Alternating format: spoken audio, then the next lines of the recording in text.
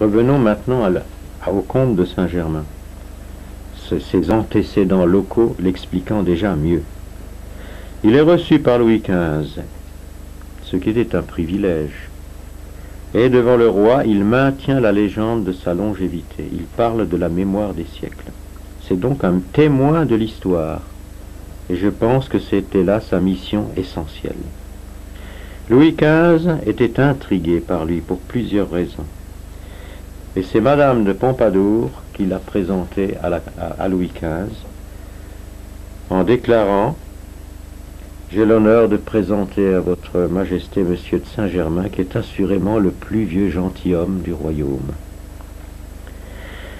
Il est reçu aussi par Louis XV à cause de sa filiation. Il y a sur lui un secret qui n'a rien d'ésotérique quant à ses origines, disons, quant à sa naissance. Il y a un secret d'État français peut-être, sur lequel nous reviendrons. En tout cas, on dit à Paris qu'il est noble et même de très haute noblesse. À la marquise de Pompadour, il parle de la maison, de la cour des Valois, de la cour de François Ier, comme s'il y avait vécu. Il prétend du reste l'avoir connu. Dans les cercles maçonniques qui sont nombreux à Paris et en pleine prospérité, car c'est la grande époque de la franc-maçonnerie, et celle-ci est alors le carrefour de tous les personnages insolites de l'ésotérisme et de l'occultisme, dans ces cercles, le comte de Saint-Germain se déclare le plus ancien des maçons et l'héritier de l'Égypte et de la Chaldée, c'est-à-dire de Sumer. La plus vieille franc-maçonnerie, c'est l'égyptienne, évidemment.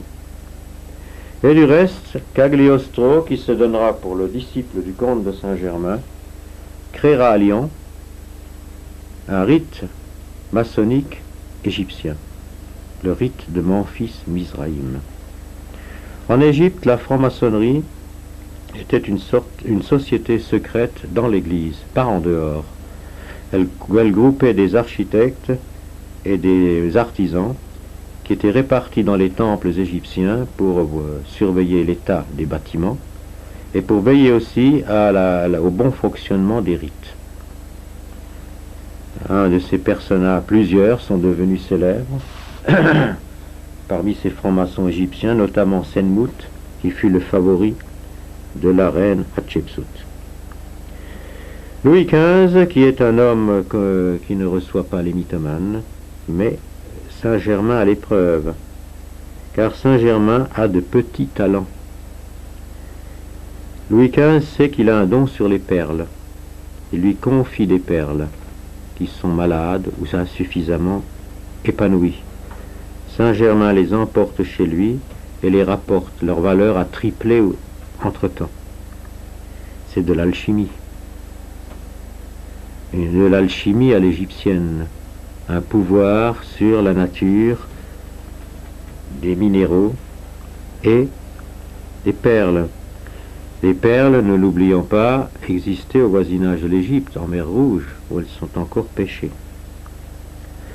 Autre talent de Saint-Germain, il élucide des énigmes policières qui datent d'un siècle. J'en cite une, qui concerne Paris de l'époque.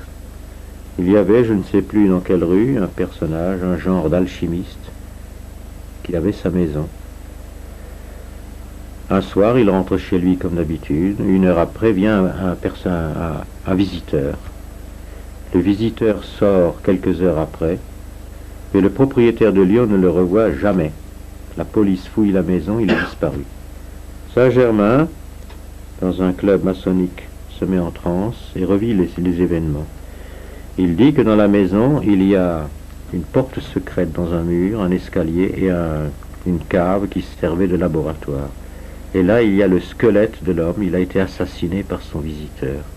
On vérifie, c'était juste.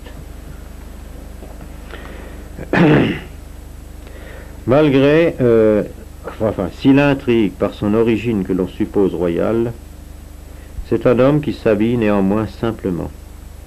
Son luxe, il le place dans les pierres précieuses. Il en porte beaucoup. Encore de l'alchimie.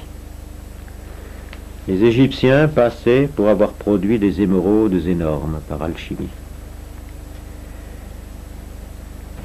Il y a une légende aussi, mais que je vous signale sous toute réserve. Le fameux bijou, le diamant, le Régent, qui est au musée du Louvre, aurait été fabriqué par alchimie par Saint-Germain pour servir de talisman à la France. C'est une légende. Et plus tard, on aurait greffé là-dessus un historique faux du bijou en le rattachant au fameux Régent qui a régné avant Louis XV. Il joue du violon à ravir dans les salons et il peint dans le goût surréaliste des personnages chargés de bijoux, à l'aide de couleurs éclatantes dont il a le secret, car il les fabrique lui-même. C'est un maître de la chimie des colorants, surtout des colorants pour tissus. Il donnera des recettes à des manufacturiers de Hollande et d'Allemagne. Or, la chimie des colorants était égyptienne aussi. Du reste, même le mot chimie est égyptien. Cela vient de Kémit, qui en égyptien veut dire l'Égypte. Les Égyptiens ont fabriqué des couleurs, comme le fameux rouge de Pompéi, qui a résisté au Vésuve. En dehors de ses talents d'alchimiste, il a des talents d'homme occulte. Par exemple, il perçoit la voix caverneuse de son daimon, comme Socrate. C'est une voix sans écho qu'il perçoit, qui lui délivre des oracles pour lui et pour ses amis. Faculté rare, est-ce la voix de son double ou d'un génie personnel qui l'accompagne? On ne sait.